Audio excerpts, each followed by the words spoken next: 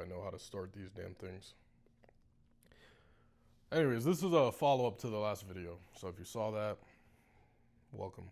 The other thing I wanted to talk about is something that I was watching from two other YouTube channels, Productive Peter and Alex the Virgo.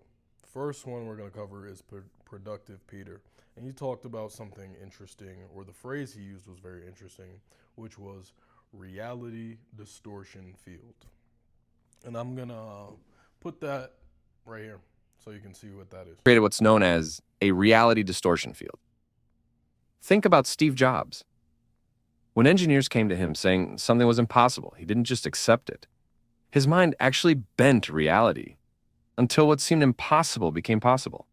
Your brain processes about 400 billion bits of information every second. You only become aware of about 2,000 of those bits.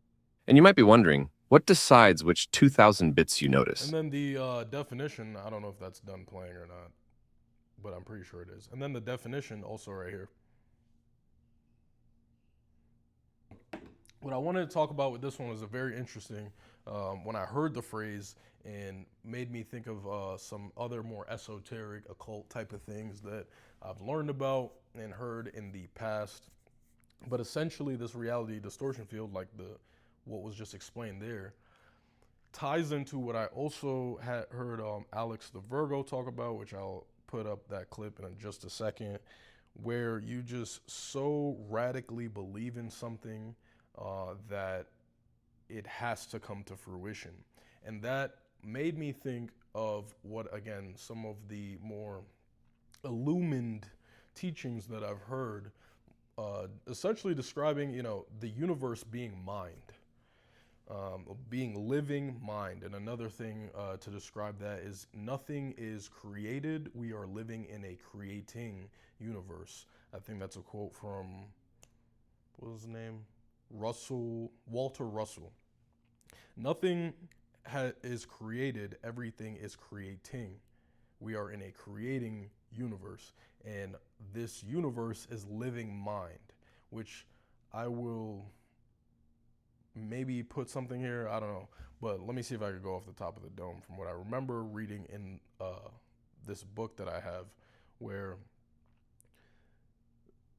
in trying to describe the substance of reality and the nature of the universe, scientists, theologists, and all sorts of people of different industries have come up with different names and things to describe it. But I thought, to me, upon coming across the term living mind was the most accurate description, and which ties into this reality distortion field term that we're hearing being described in terms of Steve Jobs, because the way it was understood to me is our mind being the most powerful computer, most powerful thing in the universe, and the ability for us to first create something in our mind and then bring that same thing to reality. And forgive me if I bounce all over the place here, but that same creativity, right, is God's gift to us. That's the thing that, in my opinion, from what I've learned and understood, is the thing that makes us most like God. When we're talking being created in God's image, it is in the terms of God being a creator, us being creatives as well.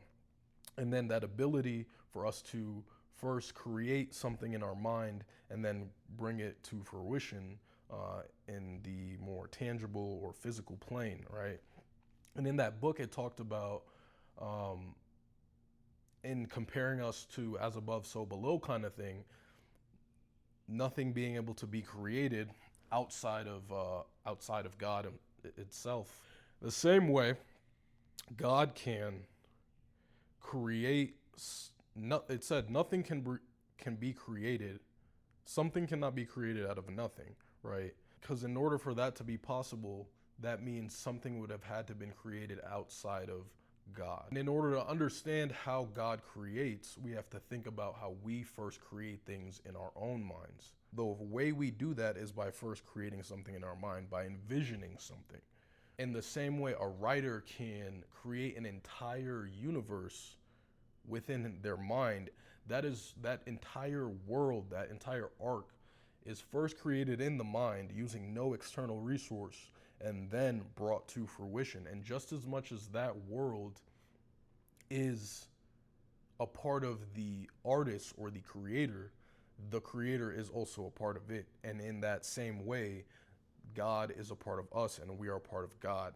And in that way, the entire world and life itself, universe, is living mind, which is constant, in a constant state of creation, bringing it back to the reality distortion field where Steve Jobs and others like him can believe in something so strongly, so radically, that their minds quite literally bend reality to ultimately create that thing that is in their mind.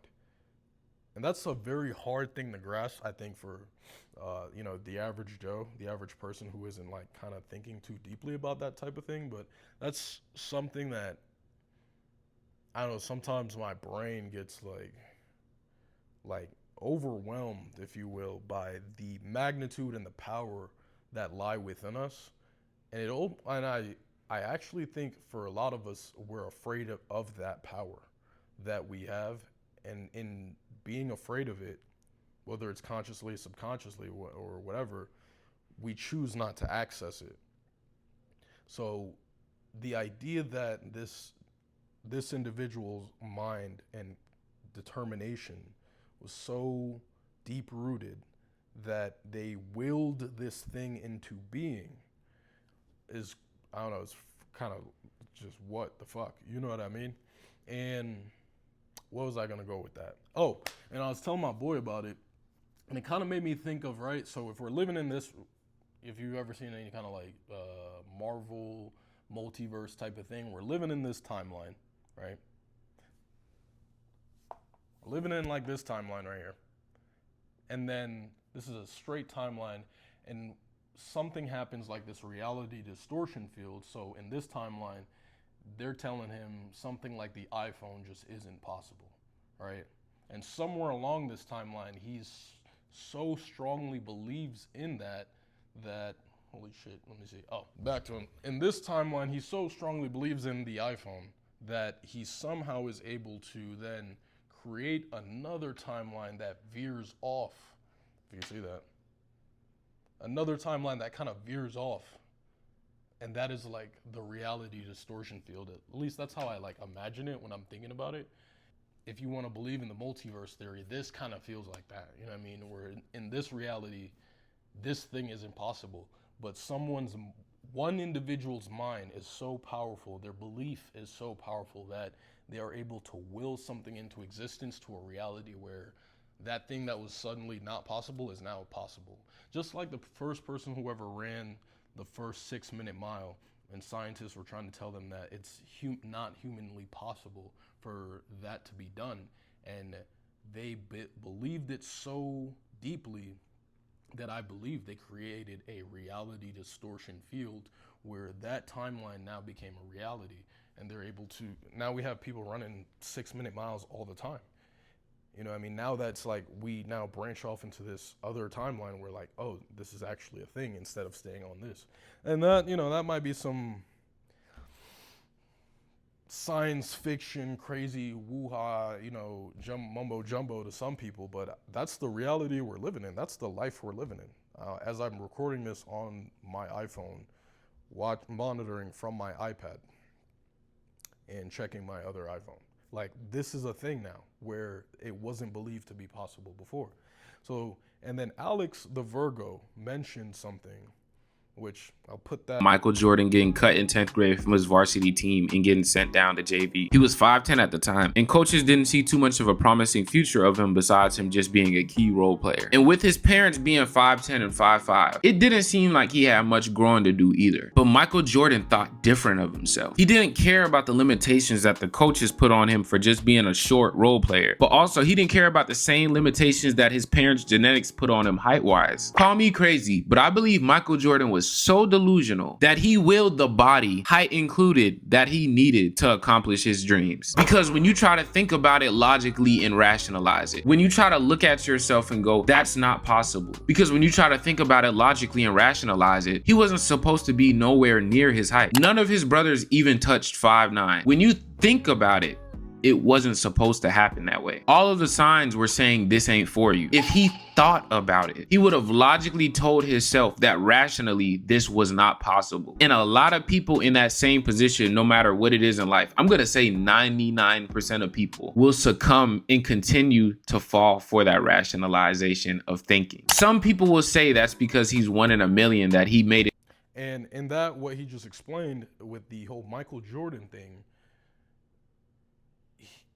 Michael Jordan believing so deeply in his destiny, his ability, his will and desire to become a basketball player, that he believed he willed the body necessary to be what he needed to be.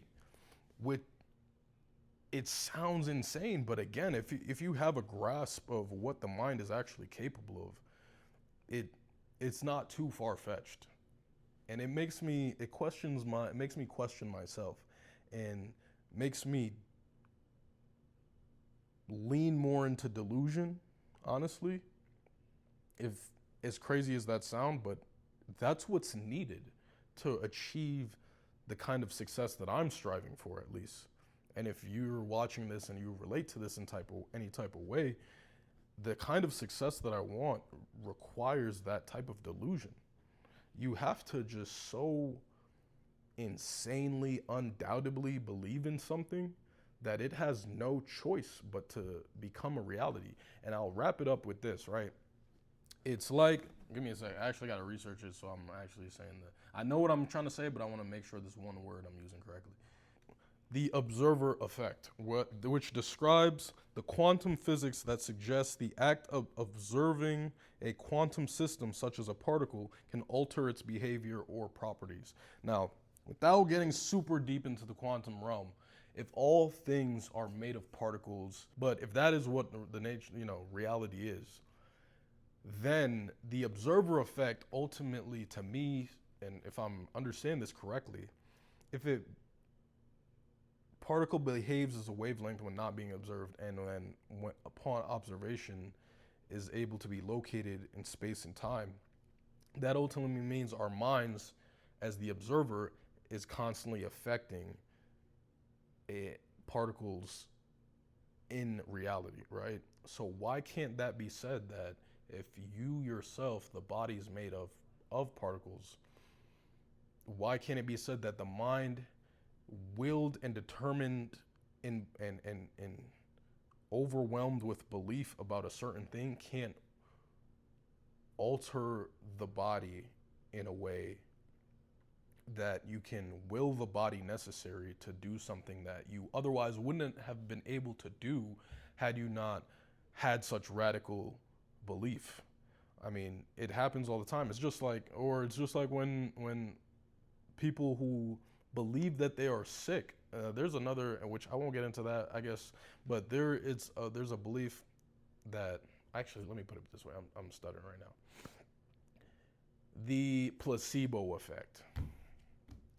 I mean, if you know what that is, I don't need to explain any further, but it's the same concept, right?